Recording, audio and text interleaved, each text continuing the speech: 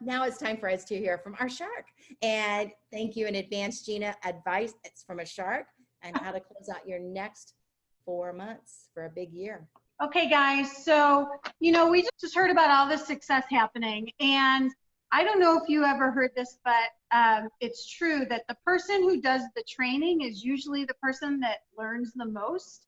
So I very intentionally picked this training because this is training that's really going to help me. And I wanted it to resonate with me, and I'm hoping it will resonate with some of you as well.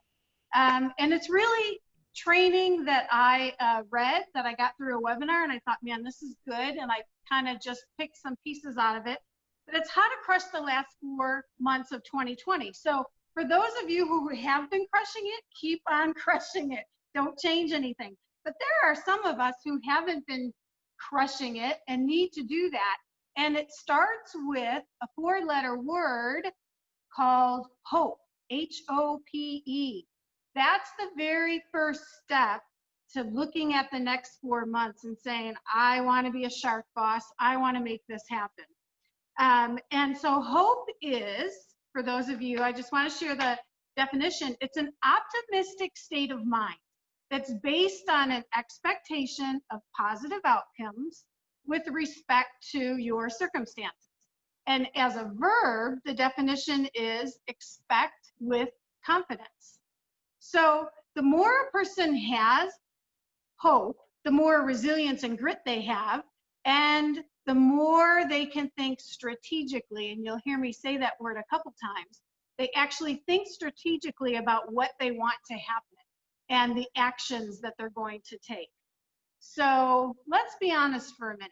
Think about the world we're in right now, you guys. Like, is there a lot of hope out there? There really isn't. And I'm not talking in Tupperware. I'm talking in the world, outside and all around us, our environment. There's not a lot of hope. In fact, I would venture to guess that most people would like to just throw 2020 out the window. They're considering it the throwaway year and can't wait for it to be over. And then you throw in the fact that there's an election coming up in November, and our stress level is going to go even higher. So because of that, it's really important that we are strategic. There's that word again. Strategic and intentional about our mindset and our actions. Dr. Marshall Goldsmith said this: if we do not create and control our environment will create and control us. And guys, I gotta believe that's true, and I bet you do too. When you think about, look around the world right now, our environment is creating negativity. It's controlling people's minds with negativity. But the flip side, and what I want to talk about, is the positivity that's coming out of it. I mean, look at our business. There is so much success in our business. You just heard all these names and saw these paychecks. I mean, guys, something's going really, really right. Very positive, in the right direction. There are people that are having their best year of their careers at Champion, including Champion. This is incredible. So they're all living in the same world that we are. They don't like take off to another planet for the day and come back. I mean, we're all experiencing the same thing. So what's the difference? They are facing challenges like all of us, but they're focusing on what they can control in their environment, and then they're actually controlling it. And I am sure if you spent 5 minutes with Pam or Ellen or Amy or Kelly or any of the people who are seeing huge success, and you talk to them, you would hear that they have optimism and they have hope for their future. They're moving in that direction already. There's never ever now I started in Tupperware the first time when my daughter was 1 and she's 24, so 23 years ago. There's never been an opportunity like this for you to have huge success in Tupperware the way that people are experiencing it. So the next 4 months of 2020, okay, for those of you who are new and don't know this, 2020 can be a gold mine for you. Do you realize we have, and you're going to hear about this, record breaker is coming. Oh my goodness, that's huge. And how about holiday shopping, baking, gift giving season? Our November and December is usually wonderful for our business. So you have a gold mine that literally you have sitting right in front of you. So here's a question. What are you going to do during the last 4 months? Are you going to spend your time getting all caught up in the election stuff and the negativity in the social media? Guys, it's like the storm. It's like this, it's noise. Are you going to get caught up in that? Or are you going to focus, build your hope, and start creating amazing results like so many other people we're hearing about in Tupperware? I don't know about you, but that's the route I want to go. So you can crush the last 4 months like a shark boss. And yes, the world is crazy, but you can block out the noise. You can build hope and optimism. And this part makes me really excited. And you just heard Pam say this. And Melissa Tenney, she said she's a strong recruiter. Guys, people need hope right now. And we have the ability to share hope with them. That's huge. We can help people. We can help and provide hope and come alongside them. And that's a big, big deal. So I have a quick checklist to share with you, just 4 things that you can do to really move towards crushing 2020. So number 1, remove all negative social media, actually all media, negative media from your life. There's so much research on this that talks about how people with high hope and a lot of positivity, they actually avoid the media, the news stories, and all the things that have the potential to destroy their hope. Like, they are very strategic and intentional about that. And that's really important.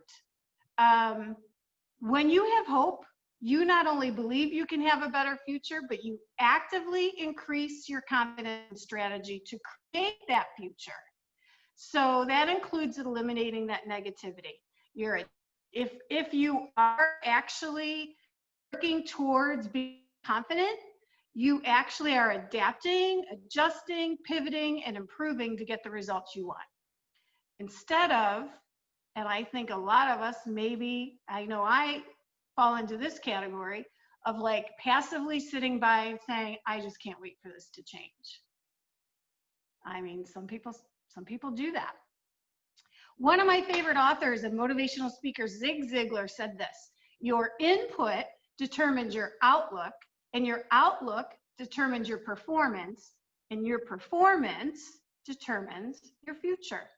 So remove all the hope destroying media from your life if you can. And some people say, I can't do that. You know what? I think there are some people who are actually addicted to it. And that's a personal thing you need to figure out. But I'm going to tell you something.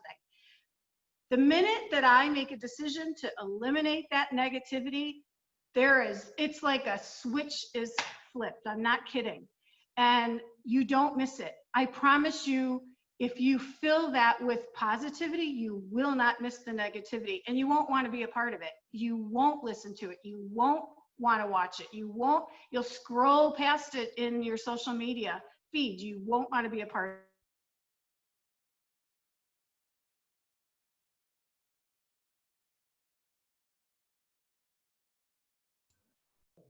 Gina, you're frozen. You hear me now? Yes. You're frozen still. Well, I'm going to keep talking. Yeah, you're good. Okay. So here's the thing, guys. You still need to be informed, but you can be strategically ignorant, if you will. Did you ever hear that saying, like, ignorance is bliss? This would be a time in your life where that could be true. So I'm not saying that you shouldn't know what's going on, but you need to know the cost of whatever choice it is you make. However much you input into your life, there's a cost to that, and you need to be willing to, make that decision based on the impact it's going to have on your future. And guys, you've heard Pam say this before. You've heard other leaders say this before, that every choice you make and everything you do, you have to say to yourself, is this going to help me get to my goal? Is this moving me closer to where I want to be? Is this going to be something that's a positive and a good thing? And if it's not, you either eliminate it or delegate it, one or the other, but you don't spend your time doing that, okay? So honestly, that goes for every choice you make between now and 1/1/21. So that was the first step, just eliminate that negative media. And then number 2 is build your confidence. Guys, if you want to see success, you want to build your confidence, the best way to do that is to expand your knowledge. So that means learn, and learn some more. Did you know that there's a difference between having a lot of resources and being resourceful? And Pam, or somebody just talked about that. I guess Pam, you did, I don't know, somebody did. There's so much available to us, you guys. So much available to us. So expand your knowledge. Learn more. The more you are willing to try something that you've never done before and then figure it out, the more you're going to gain confidence. And I can tell you firsthand, I mean, just in the last couple of months, for me, learning something, and I was behind everybody else. I was kind of a latecomer to the game. And it's not easy at first until you get used to it, until you start learning it. And it's okay to fail. Oh my goodness, that's another thing that's really important. Guys, we're all friends. We're all family. Nobody's judging. And so if you step out and try, and I'm probably preaching to the choir, but again, this is something I needed to really wrap my head and my heart around. It's okay to try and fail. It's better to try and fail than to not try at all, right? So it's really about building your confidence. It's crucial right now. It'll help you find the pathways to bigger goals. And honestly, you've got 4 months to do this, guys. You have 4 months to see success, whatever those goals are that you want to set. But when you start practicing and gaining confidence, you're also going to become better at overcoming challenges. You'll emerge a little bit stronger and a little more capable, and that in turn makes you more confident. There's again, a big difference between having resources and being resourceful. Being resourceful means you make the most out of what is available to you. Okay, Tupperware, Champion, FSRC, John Gordon's his books. There's so much out there. Are you taking advantage of any of that? If you're not taking advantage of resources and options available to you, is it because you're scared?